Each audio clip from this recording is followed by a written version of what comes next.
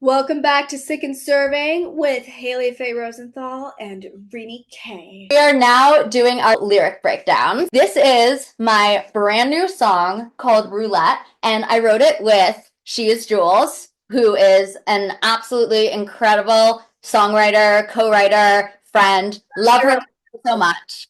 Got to get her on the show. Yes, we absolutely do. Podcast. I can't wait for us to start guesting people. It's gonna be great. Yes, yes. But yes, so with Roulette, here is some tea about this song.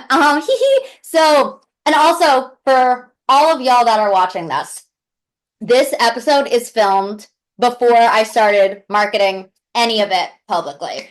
But the way that I have been marketing it, or wait, pause. The way that the way that I am going to be marketing it, but now y'all are seeing it. So the way that I have been marketing it is that Roulette is about a toxic relationship. But there is tea because I didn't specify the type of toxic relationship that I am talking about in this song. And that's what y'all are about to find out right now. I'm locked in. I don't even know this, and you should know this too. So online I've just been marketing it as like a regular toxic relationship, to keep it generic. This song is actually about the music industry. Da da da. Um, and yeah, so now that you know that little piece of information, let's chat about the lyrics. Let's go. So first, What do you think? verse one, burning all my bridges, going into debt.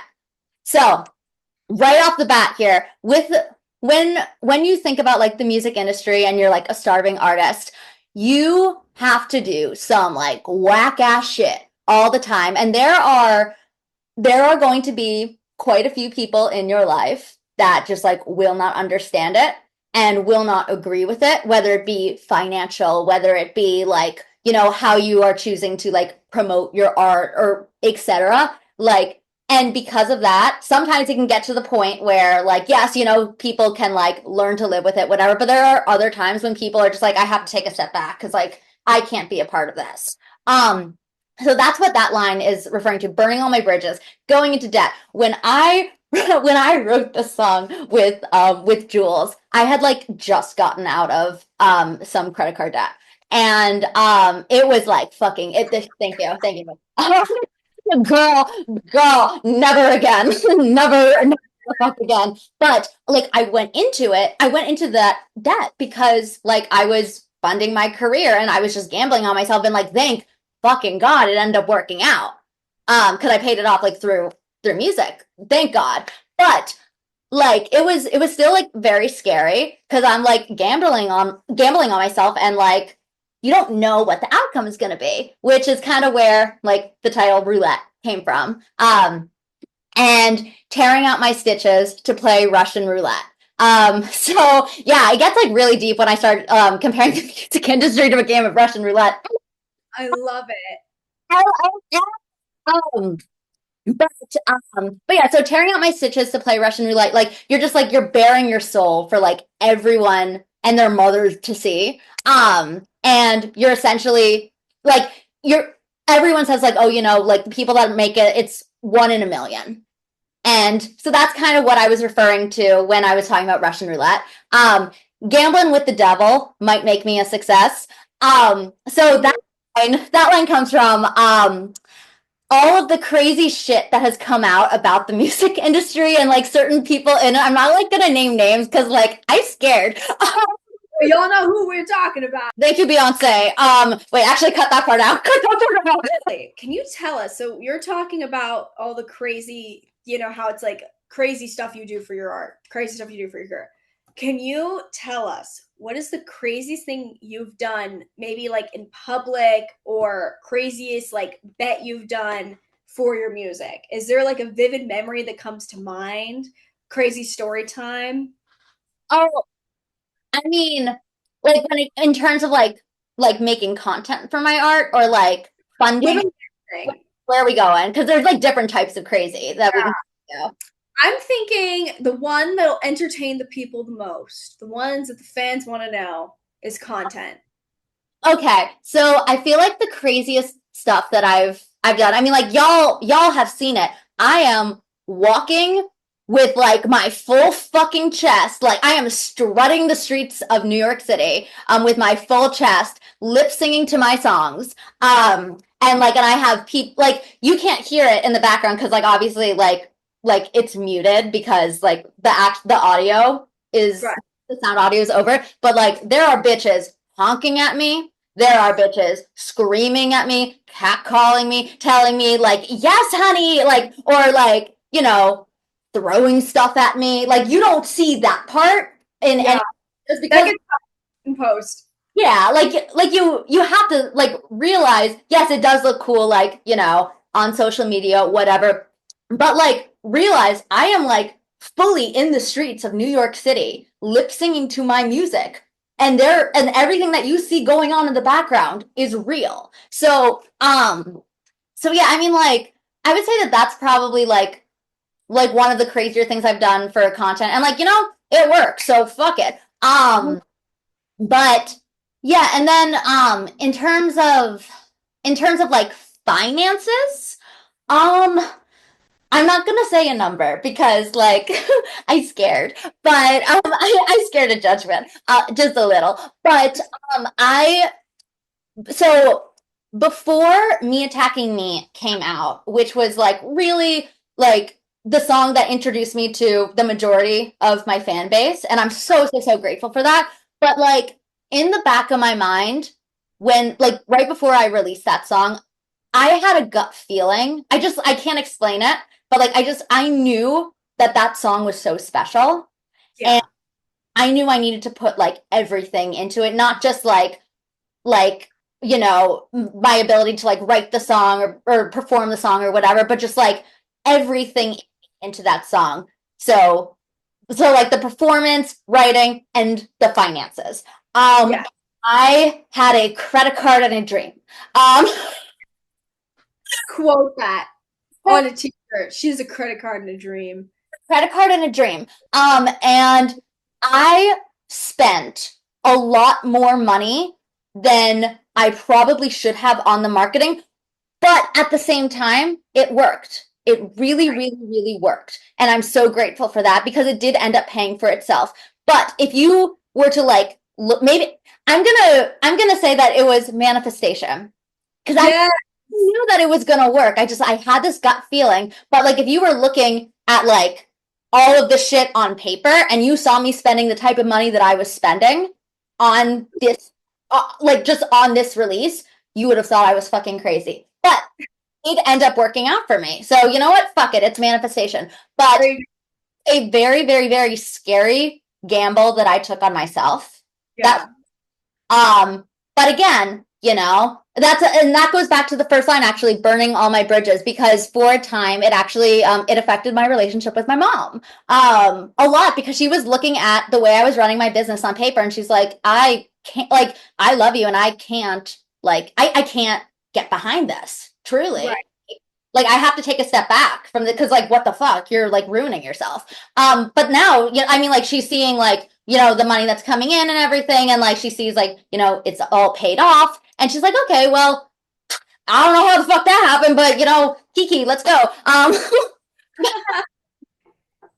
So you the thing about the music industry, and I don't even want to just like focus it just on the music industry. I feel like if you're just like an artist in general, you need to be comfortable taking these very scary gambles on yourself, because no one else is going to gamble on yourself more than you, because no one else is going to believe in yourself as much as you do.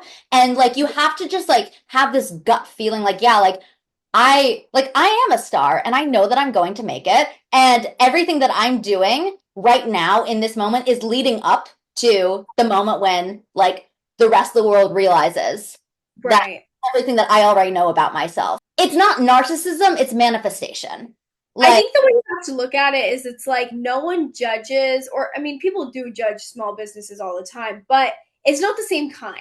When you tell someone I'm going to be an entrepreneur, you know, it's normal for you to go invest all your assets into that. and frankly, the way the business has turned is artists, like independent artists, developing artists, pre-label deal, pre-publishing deal, pre any sort of, management backing, whatever, they are small businesses. And you have to, like any small business, it takes money to make money. So the way that you're investing in yourself, or the way I might invest in myself, is no different than someone going to buy inventory from their small business, going to buy advertising for their small business, and then really hoping that an investor will see the potential that they've created through proof of concept.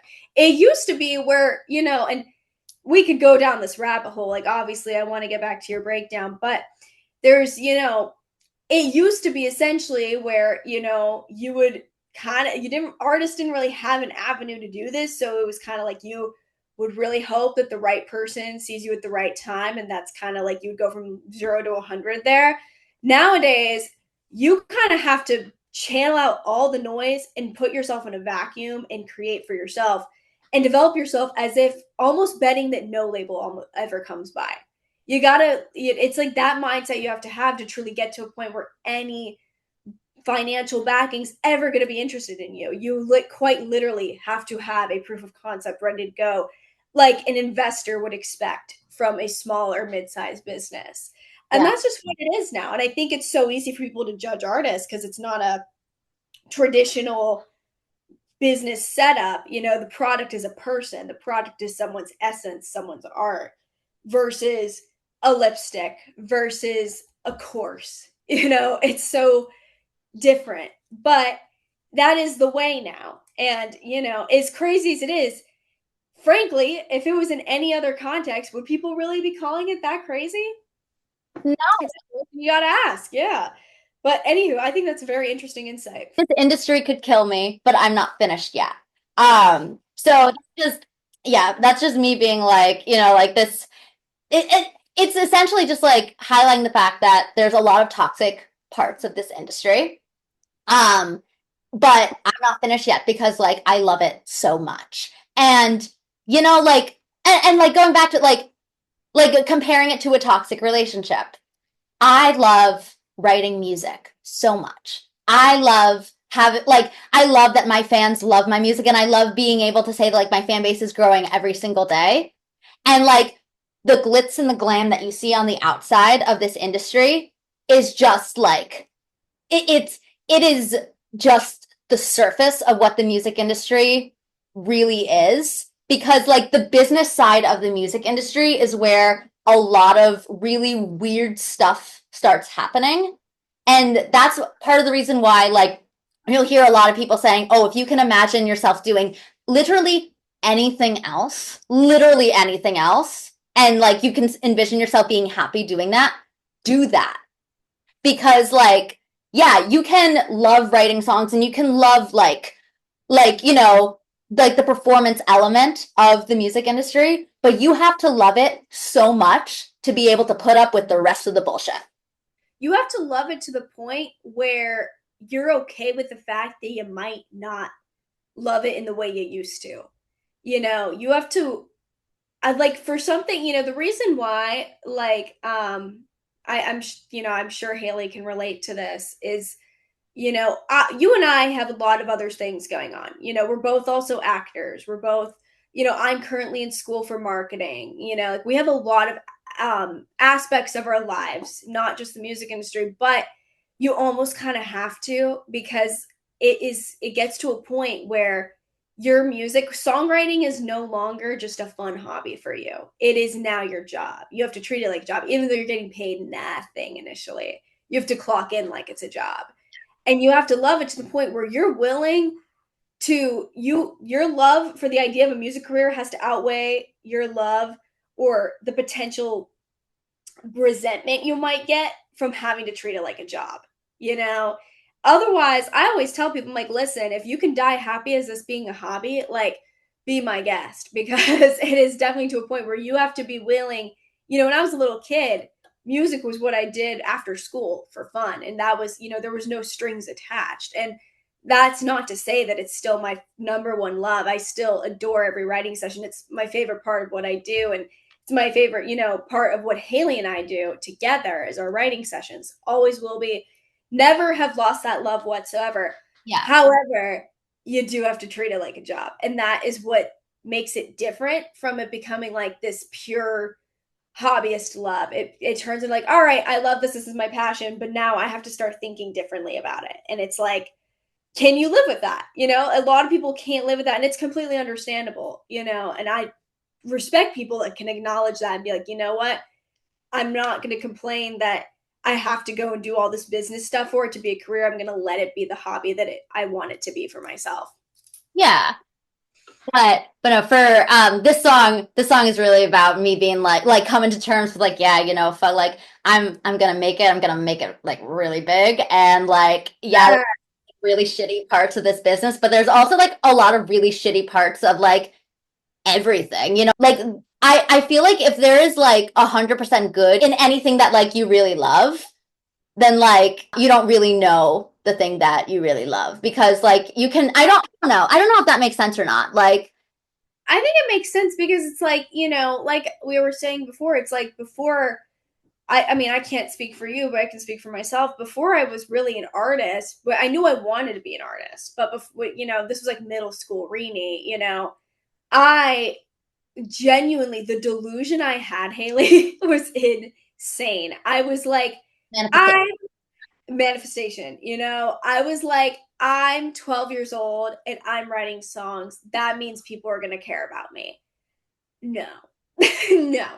I quickly learned when I was 14 and started putting stuff out. I was like, oh shoot. So me just existing and putting music out into the world means absolutely nothing to most people. So at that point, that's when I'm not gonna lie, y'all. Like, things I'm not gonna call it resentment, but that's when like, the shift happened at that like ripe age of 14. It was like, oh shoot. So this is Instagram. You need to know how to use this platform.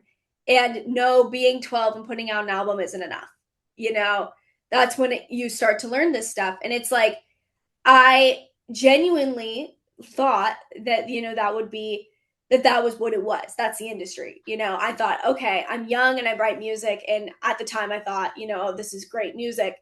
So you think that's good enough when frankly, that's just the beginning. And that's an example of where my naivety and my ignorance kind of skewed me initially. Luckily, I quickly learned, but like, you could argue I did not know what I love at that point because that was what I genuinely thought it was. I didn't see the negatives, and I don't know if I would necessarily call all the business a negative, but there's certainly aspects of it that are, and that I didn't know them yet because I genuinely the optimism of me saw otherwise. Yeah, we love you, Rini. But yeah, so now we are going to the chorus. So, Yes. how much can I take till I break? So at this point when I wrote this, I so not about to get emotional. So Time. when I wrote this, I had gotten a not great paycheck from one of my survival jobs that week, and I had to make the decision about whether or not I wanted to go to the grocery store or to a production session. And I chose the production session. And I'm not trying to like glorify that by any means, by the way, like just, and I feel like that's important to like Right. say in this episode, like, because I don't want to like promote that type of behavior. Of At, course. Yeah. um, but like that is where I was at, because like this is just, I don't want to blame the music industry for that because this is my experience with the music industry. But I had a deadline that I wanted to get a song out by, and I couldn't I couldn't change that deadline for myself because I I know where I want my end goal to be, and this is just a step for me to get to that end goal, and I didn't want to postpone that end goal by going to get groceries. And that's where my mind was. And that's how like that's how financially drained and sick I was at that time while I was writing this song. I'm getting emotional. But yeah, so like literally like I like Jules and I were both like sobbing during this session. That is so real. That is so real. Granola bar like while I was writing this, and I was like, yeah, I have like 5 days left, and I was like, but I'm going to my production session, like handshaking. But yeah, so how much can I take till I break? I swore to my younger self I'd stay. Um, and at that point, I had like just I had a Facebook memory pop up of like I think it was like 12-year-old me. And like I don't know, like I in that moment when I saw that picture of myself, I was like, oh my God, like I told her like she was gonna like keep on going and going and going no matter what. But then like I'm looking at my bank account and I'm like, oh, like I have enough willpower to keep going, but like do I have the finances to keep going? And I was like again, credit card and a dream. Her. Yeah, That's or that could be the name of the episode. Serving a credit card in a dream. yes. Swore to my younger self I'd stay, bear the weight for her sake. That's just like riffing off of that whole statement. But I'm rolling the dice with my fate. I really wanted to incorporate more like gambling elements into it because like we did say roulette before at the beginning. Right. And I was like, oh, like gambling terminology, fun. Yes. I was like, oh, you know what? Fuck it. Let's roll the dice. So really, like Jules and I don't know like a damn thing about gambling, so we were like looking up gambling terminology on Google, like as we were writing this. Kind of like when we wrote "Running on Empty," we don't know shit about cars, and we were like, what is car lingo? So valid. Um, and so okay, but I'm rolling the dice with my fate. Gun to my head. We're talking about Russian roulette, so I was like, fuck it. Gun to my hospital bed. Because like if a gun's to your head, you'll probably wind up in a hospital bed. Yeah, that'd be impressive if you didn't, or a body bag. That got dark. He fight through all of the bloodshed. Because like if a gun's to your head in your hospital bed, there's probably Explaining the act of getting shot. dead ass. How can I incorporate gore? That horror song. Forget the horror movie. Yes, the horror. But how much can I take till I break? Is in reference to the first part of the chorus, and break means something different here. At this point, break means like till I break as an artist. Oh. Or if you want, you can infer it as like break, as in like Right. down. Multi-level meaning there. But how much can I take till I break and stop playing Russian roulette? So I'm essentially comparing the industry to a game of Russian roulette. And originally, actually, the song was going to be called Russian roulette. But honestly, with like all of the whack shit going on in Russia right now, I was like a wee bit nervous to include like Russia in the title straight up. So that's literally why the song is just called Roulette and not Russian roulette. So yeah, teehee. So now verse 2. This is probably one of my favorite verses I've ever written because I was like, how can I incorporate like dark humor into this? Oh my God. I love us. I love it. I love dark humor. Me too. So verse 2 starts out with me saying, let's keep this between us, because I wanted to feel like we're just girlies and we're like kikiing at a sleepover. Like, let's just keep this between us, just us girls. I laugh off all my trauma to make me feel alive. Because I do. Banger. That's I feel like that's take it for what it is, surface value there. Yes. People say I'm strong, but my doctor rolls his eyes. Oh, she went off. Yeah. So like at this point, I'm talking about my therapist. Love him. Love that bitch. What a slay. So people say I'm strong, but my doctor rolls his eyes. He just like reads me for filth all the time. And then the next line is said the house of cards I'm building could crumble anytime. But what if in the wreckage I find a better life? So at this part, like, my doctor's saying, like, like you're doing all of you're putting on this act, but like your foundation could just like crumble because he was talking about my finances at this point. And he was like, like you have to like you have to get a grip on this stuff. And then the next line, but what if in the wreckage I find a better life? This is like me responding to it, and I'm just like, okay, but like, yes, yes, and like Yes. in all of this drama, I like come out on top. Exactly. Like, what if it was all worth it in the end? Yeah, and like I still wholeheartedly believe that it will be all worth it in the end because I like literally like there's no other way that it can't be. Like Right. that is just like the way that I am viewing this, and like and I can't do it any other way. If you allow yourself to think in terms of plan B, you're gonna fall into plan B. I don't have a plan B. This is it. Exactly.